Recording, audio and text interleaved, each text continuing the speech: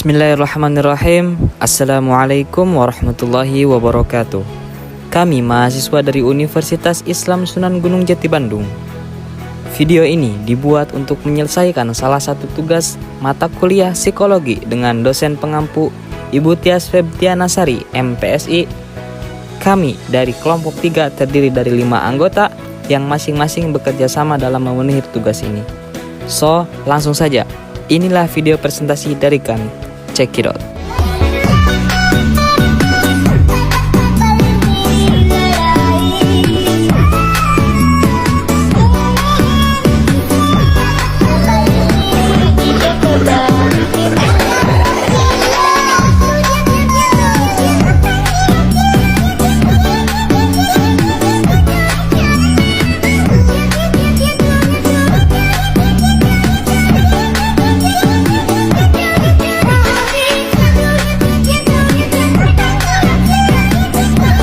Oke, saya Sidik Saifuridwan.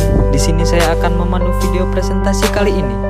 Kami dari kelompok 3 akan membahas aliran-aliran psikologi, psikoanalisis, Sigmund Freud, Gustav Jung, behavioristik, Ivan Petrovich Pavlov, John Rhodes Watson, Ulrich Frederick Skinner. Sherly Lestari akan menjelaskan psikoanalisis Sigmund Freud. Psikoanalisis Sigmund Freud. Kepribadian Sigmund Freud. Teori psikoanalisis dicetuskan oleh Sigmund Freud, seorang pria berkebangsaan Austria. Awal perjalanannya, ia banyak melakukan eksperimen dengan menggunakan kokain, hingga akhirnya ia menghasilkan artikel yang berkaitan dengan eksperimennya tersebut. Beberapa karya besar lainnya antara lain Studies on Hysteria, Interpretation of Dreams, On Dreams, Psychopathology of Everyday Life, Treatise on the Theory of Sexuality, Jokes and their Relation to the Unconscious. Konsep dasar kepribadian. Menurut Sigmund Freud, ia membagi kepribadian ke dalam 3 level, yaitu kesadaran, bawah sadar, dan prakesadaran. Yang mana kesadaran itu adalah segala sensasi dan persepsi yang kita sadari pada saat ini. Yang kedua, bawah sadar. Bawah sadar ini terisi semua dorongan atau insting yang tidak kita sadari, tapi ternyata sangat berpengaruh terhadap perkataan, perasaan, ataupun perilaku kita. Yang ketiga, ada prakesadaran. Prakesadaran ini berada di tengah-tengah sadar dan di bawah sadar. Dalam level ini berisi pikiran yang berada di bawah sadar, tapi bisa muncul juga ke permukaan kesadaran. Freud juga mengenalkan 3 struktur dasar kepribadian. Ada id, ego, dan superego. Id sepenuhnya ada di alam bawah sadar, berkaitan erat dengan pleasure principle. Ego ini satu-satunya yang berhubungan dengan alam sadar atau berkaitan dengan reality principle. Yang ketiga, superego. Superego memiliki moralistik dan elitistik principle dalam sebuah kepribadian. Freud mengatakan bahwa pada dasarnya manusia termotivasi untuk mencari kesenangan, menurunkan ketegangan, ataupun kecemasan. Dan dorongan-dorongan dasar dalam teori psikoanalisis sering disebut dengan istilah insting dan dikelompokkan ke dalam 2 kategori. Yang pertama ada seks atau yang disebut dengan eros, yang kedua ada agresi atau disebut dengan distraksi atau thanatos. Freud juga menempatkan kecemasan ke dalam dinamika kepribadian. Kecemasan juga dibagi menjadi 3, ada neurosis, moral, dan realistis. Salah satu cara untuk mengurangi kecemasan dalam teori psikoanalisis dikenal dengan namanya mekanisme pertahanan diri. Pada dasarnya, mekanisme pertahanan diri adalah suatu hal yang normal dan digunakan secara universal oleh setiap orang. Namun, ketika itu dilakukan secara ekstrim dan berlebihan, akan mengarahkan pada perilaku neurotik.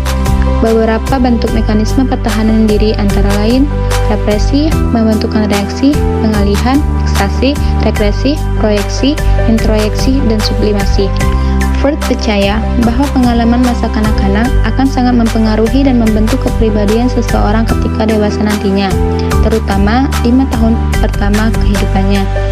Freud juga memiliki teori fase perkembangan yang sering disebut dengan psikoseksual, di mana setiap tahapannya sangat dipengaruhi oleh zon erogen tubuhnya. Pada setiap tahapannya akan ada konflik yang harus diselesaikan sebelum masuk ke tahap berikutnya. Tahapan-tahapan tersebut yaitu yang pertama ada fase oral. Fase oral bermula dari awal lahir hingga tahun kedua kehidupan. Fokus kepuasannya berada di mulut, seperti menggigit, mengisap, ataupun menelan. Dan ada dua perilaku pada tahap ini yang cukup dominan. Yang pertama ada oral incorporative behavior, seperti menelan, dan yang kedua ada oral sadistic behavior, seperti meludah ataupun menggigit. Dan bila bayi mengalami fiksasi pada masing-masing dari tahapan tersebut, maka akan mengembangkan suatu bentuk psikopatologis tertentu. Yang kedua ada fase anal. Fase anal ini terjadi pada usia 18 bulan, yang mana ketika balita diberikan toilet training. Menurut Freud, BAB merupakan hal yang memuaskan secara erotis, sehingga dengan adanya toilet training, mereka tidak bisa BAB sembarangan karena waktu dan tempat diatur oleh orang tua mereka. Yang ketiga, ada fase palik, fase terakhir dari fragenital dan memiliki konflik terumit. Bermula dari usia 4-5 tahun, di mana konflik berpindah dari anus ke genital. Pada fase ini dapat terjadi Oedipus kompleks pada anak laki-laki dan Elektra kompleks pada anak perempuan. Pada tahap ini, anak laki-laki dapat merasakan adanya castration anesthetic, sedangkan pada anak perempuan dapat merasakan penis empty. Dan yang keempat, ada fase laten. Fase laten ini yaitu masa diam. Pada fase ini, anak mengalami masa yang pada perkembangan psikoseksualnya, karena cenderungnya ia akan disibukkan oleh kegiatan sekolah, hobi, ataupun aktivitas dengan teman-temannya. Pada usia ini, 3 struktur kepribadian, id, ego, superego telah dibentuk dan hubungan ketiganya telah terkristal. Dan yang terakhir atau yang kelima ada fase genital. Fase genital dimulai ketika pubertas. Namun pada tahap ini hanya memiliki sedikit konflik, tidak seintens sebelumnya. Mengapa? Karena Freud tidak berfokus pada perkembangan setelah pubertas. Karena menurut Freud, perilaku ketika dewasa ditentukan oleh masa kanak-kanak. Selanjutnya, psikopatologi. Bagaimana pandangan psikoanalisis terhadap psikopatologi? Psikopatologi muncul karena ada kejadian traumatis pada masa lalu yang ternyata berusaha ia tekan ke alam bawah sadar. Dan dari sana Freud mengembangkan teknik-teknik terapeutik.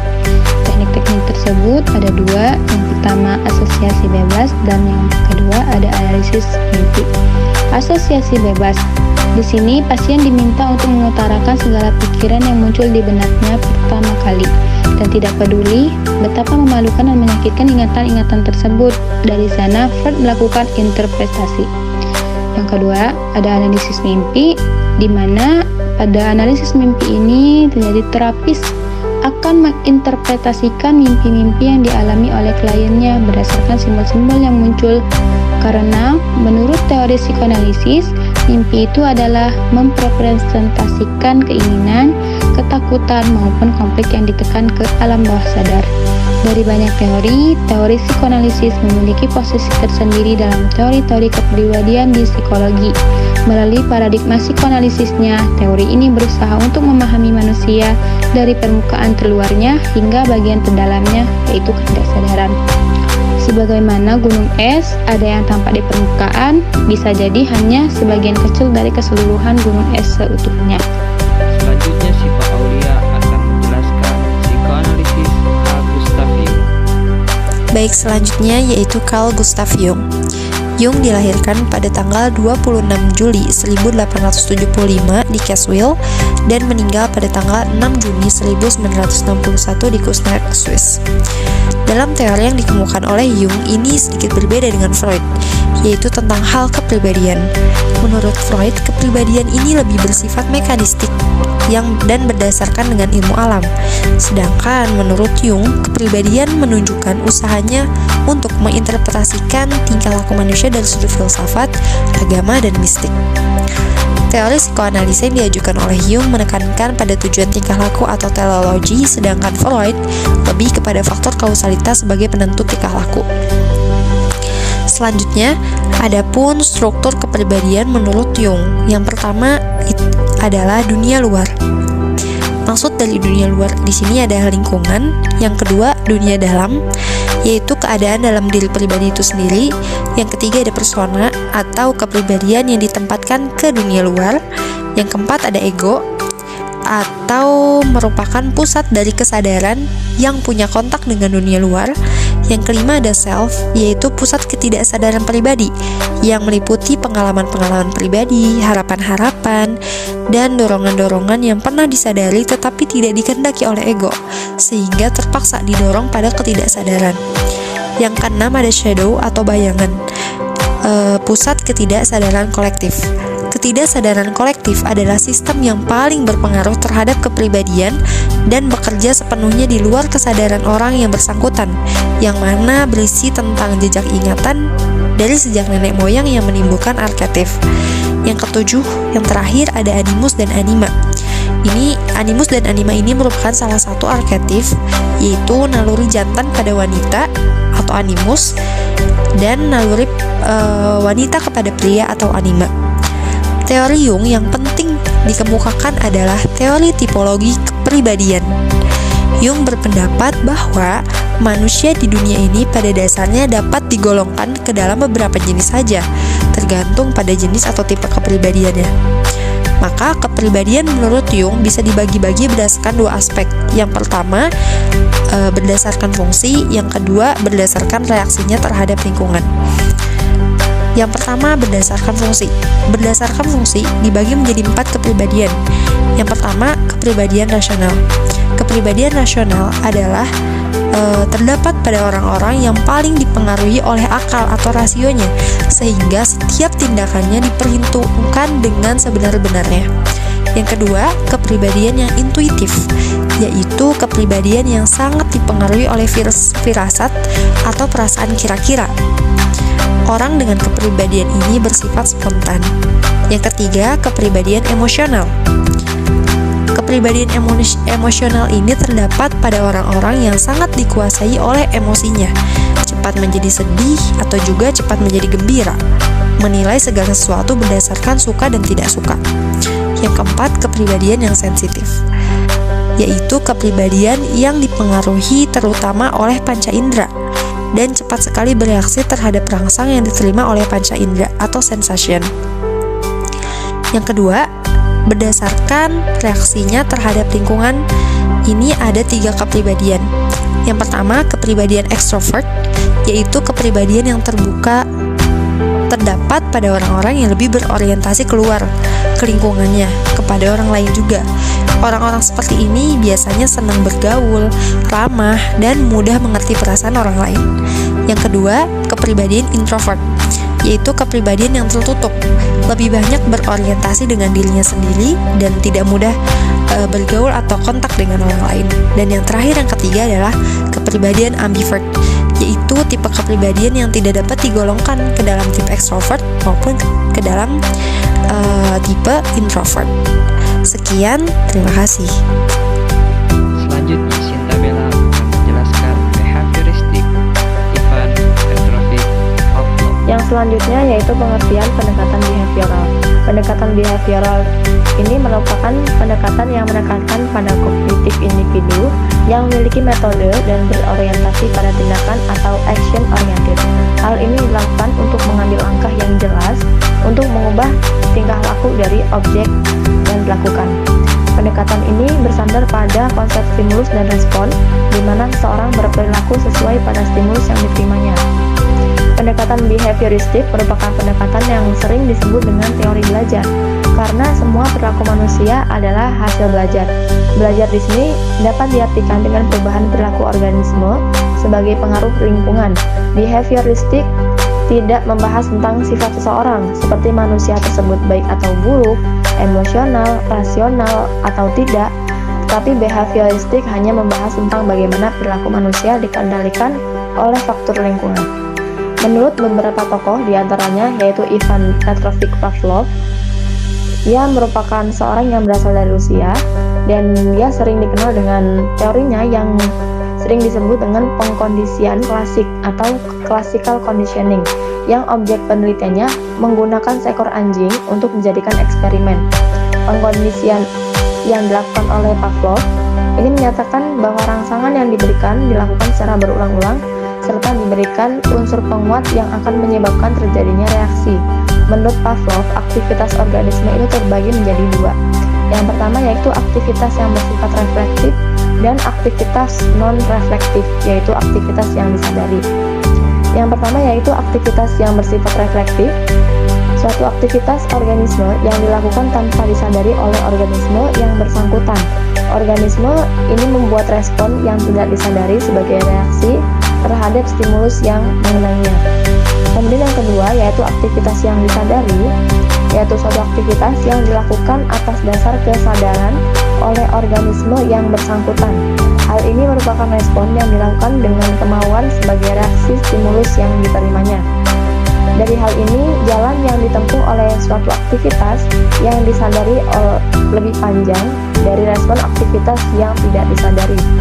Psikologi yang digagas oleh Pavlov ini disebut dengan psikologi refleksi atau psikorefleksiologi yang pembahasannya menitikberatkan pada suatu aktivitas yang bersifat refleks. Yang selanjutnya yaitu John Bradus Watson. Dalam ilmu psikologi, Watson mengembangkan teori belajar yang dikemukakan oleh Pavlov. Dia berpendapat bahwa psikologi adalah ilmu yang mempelajari tentang tingkah laku. Pada teori conditioningnya, belajar adalah suatu proses perubahan yang terjadi karena adanya syarat-syarat yang menimbulkan reaksi. Kemudian Watson melakukan eksperimen yaitu menakuti seorang anak dengan tikus dan kelinci, maka yang terjadi anak tersebut akan merasa takut. Artinya dari ketakutan seorang anak tersebut dapat dilatih dan dapat berubah. Dan perubahan tersebut dapat dilakukan dengan melatihnya agar tidak merasakan takut.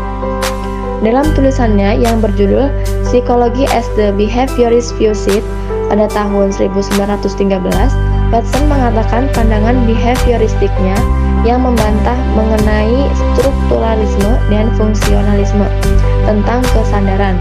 Menurutnya, behaviorist view adalah perilaku yang diamati, bukan kesadaran, karena kesadaran adalah suatu yang dubious. Selanjutnya, Salahuddin Al-Ayyubi akan menjelaskan behavioristik Burroughs Frederick Skinner.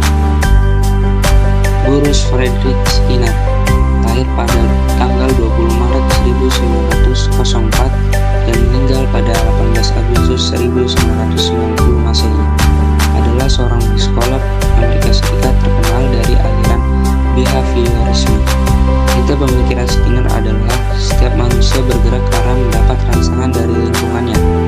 Sistem tersebut dinamakan cara kerja yang menentukan atau bisa disebut operant conditioning. Setiap makhluk hidup pasti selalu berada dalam proses bersinggungan dengan lingkungannya. Di dalam proses itu, makhluk hidup menerima rangsangan atau stimulan tertentu yang membuatnya bertindak sesuatu. Rangsangan itu disebut stimulan yang mengunggah. Stimulan tertentu menyebabkan manusia melakukan tindakan-tindakan tertentu dengan konsekuensi tertentu juga. Skinner percaya bahwa kita tidak memiliki sesuatu yang dinamakan pikiran, tetapi yang ada adalah produk perilaku yang dapat diamati daripada kejadian-kejadian mental yang terjadi secara internal. Skinner kurang sepaham dengan seorang tokoh terdahulunya yang bernama Edward John Stallman yang lahir pada tanggal 1886 dan meninggal pada 1959 Masehi, yakni mengasih perumusan tingkah laku sebagai B sama dengan F kurung S dengan A tutup kurung, di mana B adalah behavior, tingkah laku, F berarti fungsi, S berarti situasi. Jadi, menurut Tolman, tingkah laku adalah fungsi dari situasi dan hal-hal yang mendahului situasi tersebut. Inilah yang membuat Skinner mengkritik. Ia mengatakan bahwa faktor A, antecedent, adalah faktor yang sangat bervariasi dan susah untuk ditetapkan secara pasti. Peneliti-peneliti yang tidak dapat menerangkan suatu tingkah laku ini sering menjadikan faktor A sebagai alasan. Jadi, para peneliti jika mendapatkan jalan buntu dalam penelitiannya, faktor A lah yang sering dijadikan tempat pelariannya. Skinner mengungkapkan bahwa tingkah laku sepenuhnya ditentukan oleh stimulus saja, tidak ada faktor konvensi lainnya.